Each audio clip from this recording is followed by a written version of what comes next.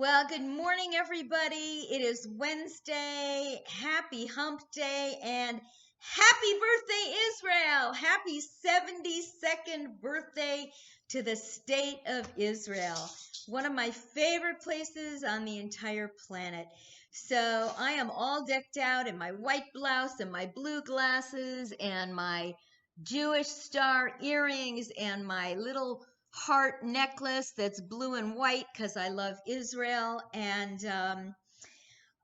it's going to be strange celebrating because we can't get out there and do the hora, and we can't sing, we can't dance.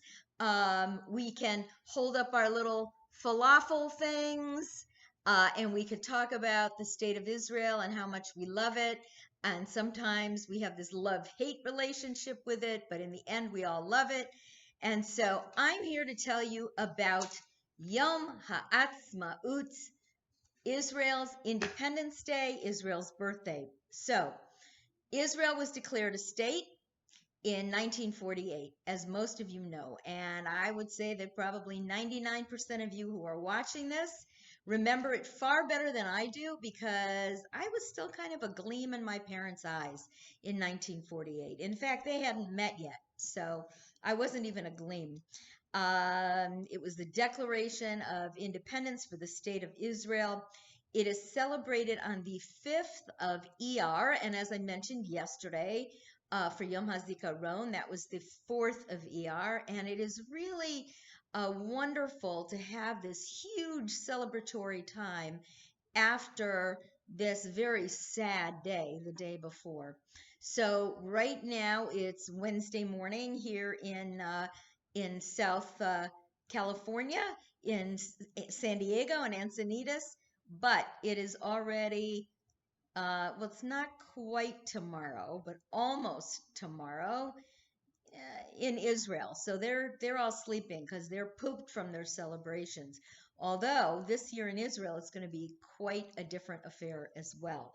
So Michael Oren, who was the former Israeli ambassador to the United States and a very prolific author, wrote the following. The Jews of Palestine were dancing because they were about to realize what was one of the most remarkable and inspiring achievements in human history. A people which had been exiled from its homeland 2,000 years before, which had endured countless pogroms, expulsions, and persecutions, but which had refused to relinquish its identity. A people which only a few years before had been the victim of mankind's largest single act of mass murder, killing a third of the world's Jews. That people was returning home as sovereign citizens in their own independent state. And when you go to Israel and you're in Tel Aviv, you can go and see a marvelous presentation about what happened on that day, the vote in the United Nations, and you listen to actual recordings of the speeches, and it's incredibly moving. Israel was declared a state only 8 hours before the end of the British Mandate, which was due to finish on May 15th, 1948. And of course, May 15th was the 5th of Iyar, and that's why we celebrate Israeli Independence Day on Iyar 5 instead of May 15th. Okay, because we do everything by the Hebrew date. Most of the official events that take place do so in Jerusalem, which is the seat of Israel's government. Lots of stuff broadcast live on Israeli TV. Usually there's all kinds of ceremonies. There are outdoor performances. There are fireworks. People sing and dance in the street. The Israeli Defense Forces will open some of their bases to the public. And there's a ceremony honoring the excellence of 120 IDF soldiers. And believe it or not, there's even an international Bible contest in Jerusalem. And the Israel Prize ceremony takes place that day. There's an Israeli song contest, picnics, barbecues, flags fly, and all kinds of amazing things happen. In 1950 to 51, the chief rabbinate of Israel gave Yom HaAtzmaut the status of a minor holiday. So, we have major holidays and we have minor holidays. Hanukkah is a minor holiday. Purim is considered a minor holiday. Um, but Yom HaAtzmaut was given this same designation, and to bring a little bit of the Jewish liturgical element into it, Hallel is recited. Now, Hallel is those Psalms, numbers 113 through 118, that we recite um, on Pesach, Shavuos, Sukkot, and at every new moon, every Rosh Chodesh. So, as I said, the Israeli rabbinate, but some even fast on this day, and they write prayers for fast days. I don't know. Fasting, to me, doesn't make it a joyous holiday, but I'll talk about that in a second, because there are, well, I'll talk about it in a second. Okay, so here are some interesting tidbits. Let me see. Let me find some really interesting stuff for you. So there are official speeches that are given, usually a speech by the Speaker of the Knesset, which would be like the Speaker of the House. There are formal celebrations, and then, of course, informal parties and celebrations. There are all kinds of events that go on throughout the country, both public as well as those done by families themselves. And, if you go to Israel on Yom HaAtzmaut, other than the language and maybe the food that's being served, it would feel just like 4th of July, because you're going to see fireworks and all kinds of things. Israeli television channels usually air official events, and they have skits around town and all kinds of things. Now, even though the chief rabbinate decided in 1950 and 51 that Independence Day was given this status as a minor Jewish holiday, there is an entire group of Jews in Israel who not only don't celebrate this day, but mourn this day. And that is certain Jews among the more traditional Haredi communities. The reason being that the modern state of Israel is anathema to the coming of the Messiah. In other words, the modern state of Israel was never prophesied in the Bible. There was never any mention of the state coming back in the form that it is. And so for ultra-Orthodox Jews, for Haredim, they believe that this is really preventing the Mashiach from coming, the Messiah from coming back. So most Israelis, however, use this as an opportunity to celebrate in a big way. So for us, last night at 8 o'clock, Yom HaZikaron ended, and the celebrations began, and they will end for us tonight at sundown, and for Israelis, of course, they are already over. As I mentioned, the Haredi actually mourn the establishment of the State of Israel on Independence Day, and they claim that the Jewish state before the coming of the Messiah is a sin and a heresy. So in other words, the state is not supposed to come until the Mashiach comes, and that's why you will have some very traditional Jews who will actually fast on this day as if it were Yom Kippur. Now, the Arab Israelis, the Israeli Arabs, have kind of a different reaction to this day and call it the Nakba, which in Arabic means the catastrophe. So they will say things like, your independence is our Nakba. Jewish independence is our day of mourning. And that is often chanted by Arab Israelis. And they will say things like the Nakba, or this catastrophe, is equivalent to the destruction of the first and second temples. So for Jews, the destruction of the temples in Jerusalem was the most catastrophic thing that could have happened in ancient history. And so there is a feeling amongst Israeli Arabs often that this for them is like that, it is a catastrophe. So I found a list of ways in which they were recommending to Israelis that they celebrate the 72nd birthday of Israel, despite all the restrictions that are going on because of the coronavirus. And here are some of the recommendations, and I think they're great. The first is to send an encouraging letter to an Israeli soldier. And I actually have the form to do that. If you are interested, let me know, and I will make a copy of the form and get it to you. I think that's a wonderful idea. You know, Israel is incredibly proud of their defense forces, and they are honored all the time. And on this day, of course, because it was the IDF that was so instrumental in fighting for the state of Israel, which led ultimately to the declaration of the state. You can share something on social media. So get on Facebook or Instagram or any one of the other platforms that you like to use, any one of the other social media platforms, and talk about what Israel means to you. And even if you've never been there before, say something about what you think about Israel. Try to keep it apolitical if you can. You know, this is, after all, a birthday celebration.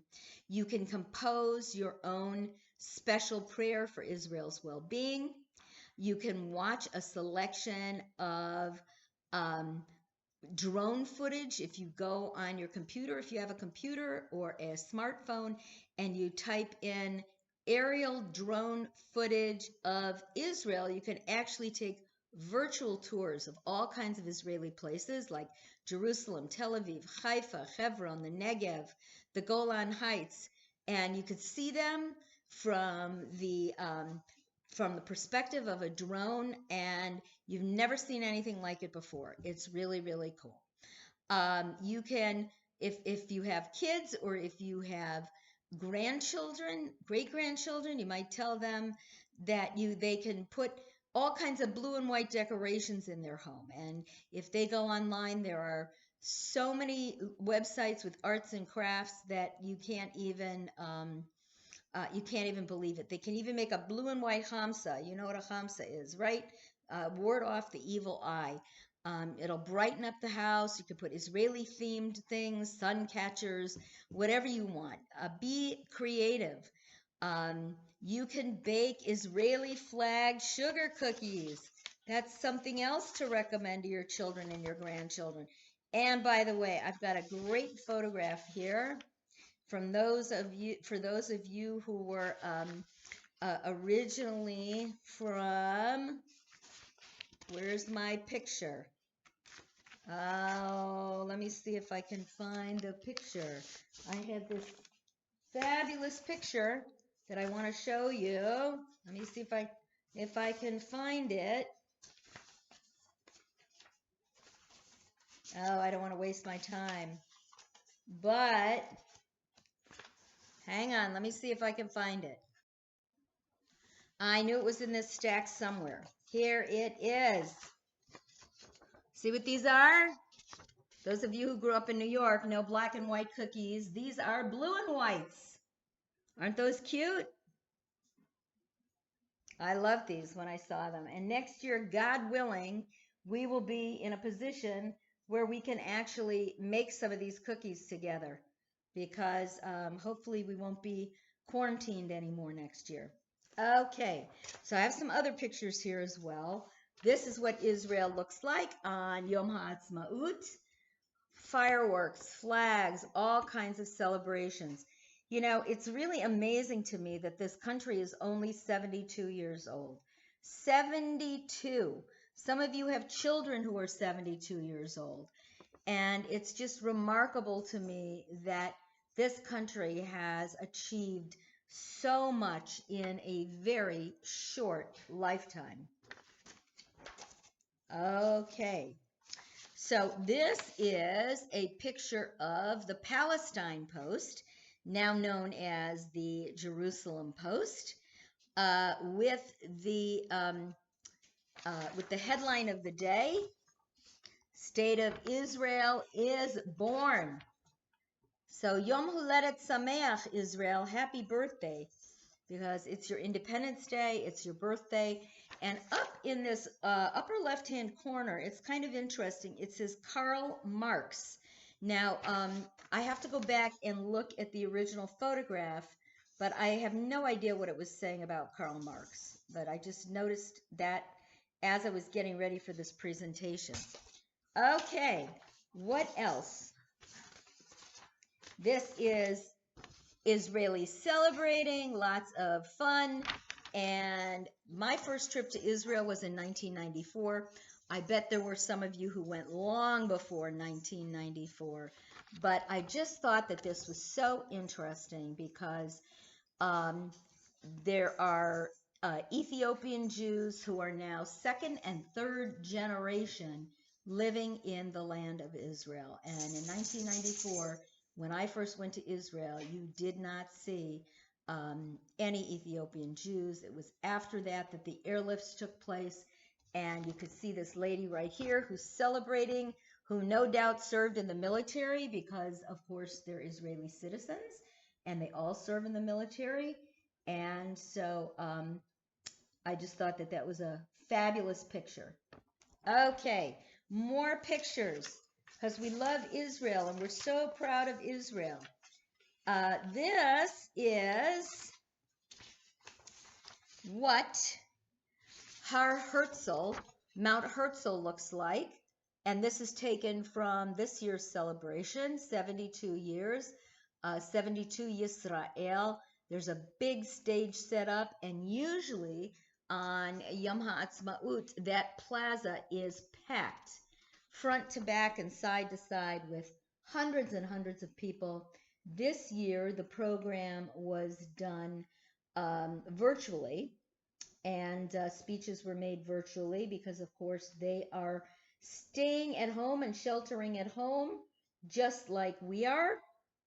And I don't think the beaches have opened yet in Tel Aviv, although I'd be lying if I told you I knew that for a fact. I just hope they're being very careful. Okay.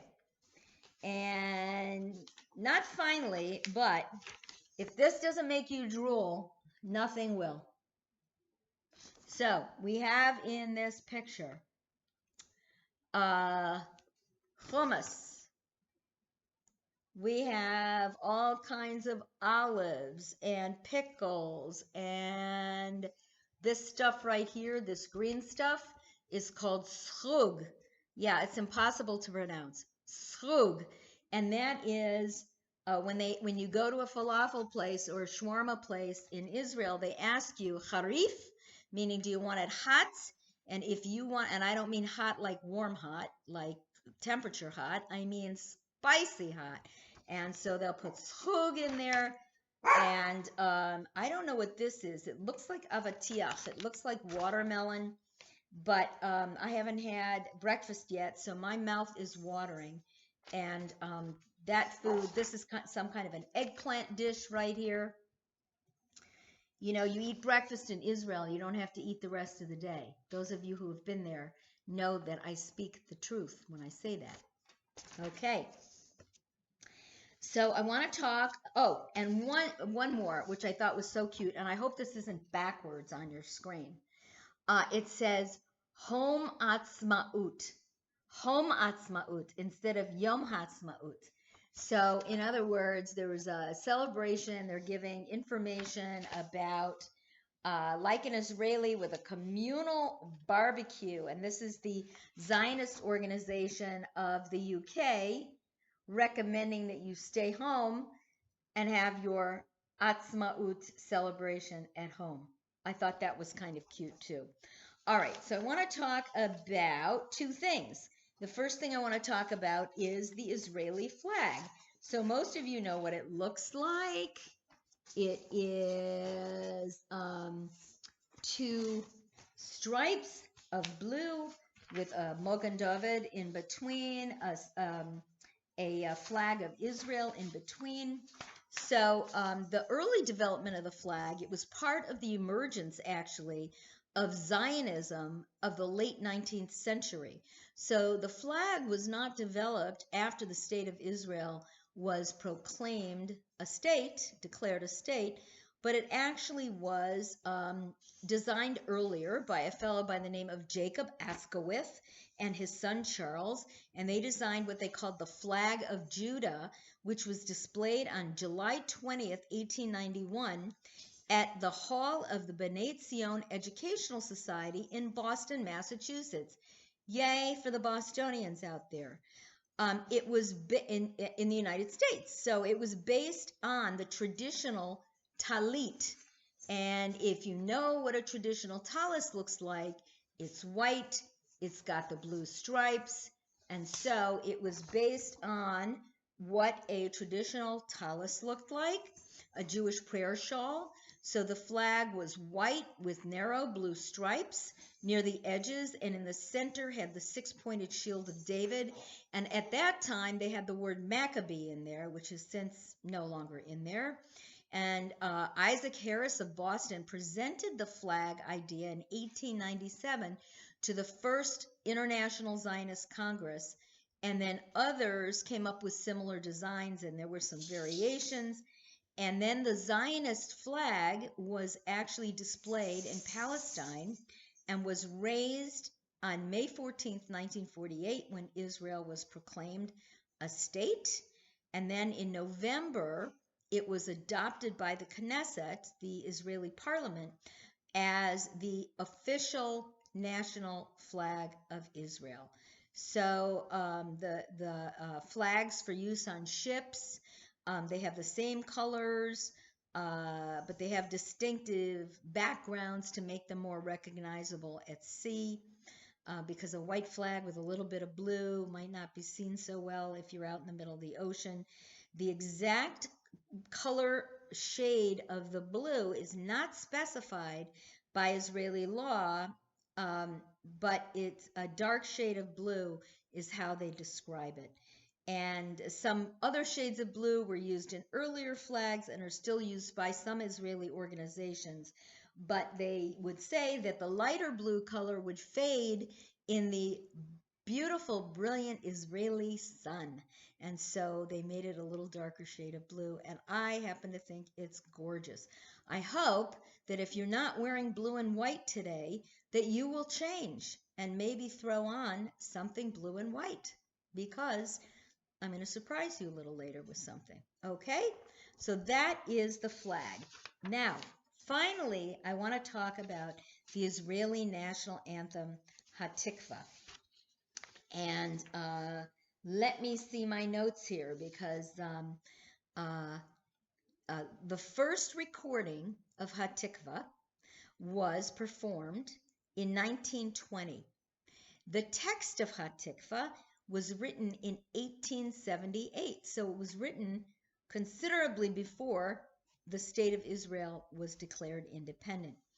And it was written by a Jewish poet who was Polish. He was from Zolochiv in Poland, and that was a city that was nicknamed the City of Poets, so they must have had a prolific number of poets who were there. And the poet's name was Naftali Herz, Herz, just like I spell my last name, Imber, Imber. And so I haven't looked to see, but I wonder if he and I were somehow related. That would be kind of cool, wouldn't it? He wrote HaTikva, Our Hope, and he put into words his thoughts and his feelings. And it is written in a minor key, which is pretty common for Jewish music, except the very, very middle of it actually kind of turns to a more major key. So it was chosen as the anthem of the first Zionist Congress, which was in 1897. And then when the state of Israel was established in 1948, it was unofficially proclaimed the national anthem, but didn't become the real national anthem or the proclaimed national anthem, believe it or not, until 2004, when it was approved by the Knesset. It was sanctioned by the Knesset, a shorter version, because the original version that Naftali Herz Imber wrote was 9 stanzas. Can you imagine 9 stanzas of the Star-Spangled Banner? I can't. The ball game would never start. It would be as long as a baseball game if we sang 9 stanzas. So we usually sing 1 stanza, and I think that the words are beautiful. It speaks of our hope in the land of Israel. Hatikva means hope. And this is a photograph, not so clear, but a photograph of the original words written by Naftali Herz Imber, and looks like it's not quite a cocktail napkin, but it looks like he scrawled it on a little piece of paper. And I don't know where this is. Maybe it's in the Israel Museum or somewhere else, framed for posterity. So we sing the Israeli national anthem. It's used in several European sporting events. It is sung at all kinds of Israeli national events. We sing it here in the U.S., usually at special services. It's sung sometimes on Yom HaZikaron, even on Yom HaShoah.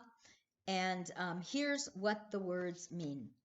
As long as in the heart within the Jewish soul yearns, and toward the eastern edges onward, an eye gazes toward Zion, our hope is not lost, the hope that is 2,000 years old, to be a free nation in our land, the land of Zion, Jerusalem.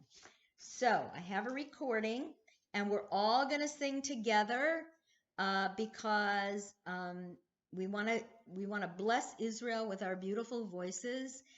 And I want to let you know that a little later today, I'm going to be at Seacrest. I'm going to be coming to each and every one of your rooms with a little something for you. Our culinary department has planned a fabulous lunch with all kinds of incredible, delicious Israeli specialties. Thank you to Michael Mayorga and his team for going above and beyond. And I'll see you a little bit later, around 10:30, 11, up until about lunchtime. So if you get a knock at your door, it could be me. I'll have a mask on, but you'll know me anyway. And let's sing Hatikva.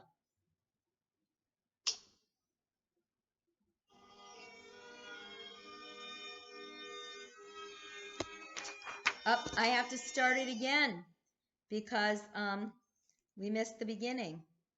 Hold on. It starts right away. Here we go. Kol hod balevav pnima nefesh Yehudi homia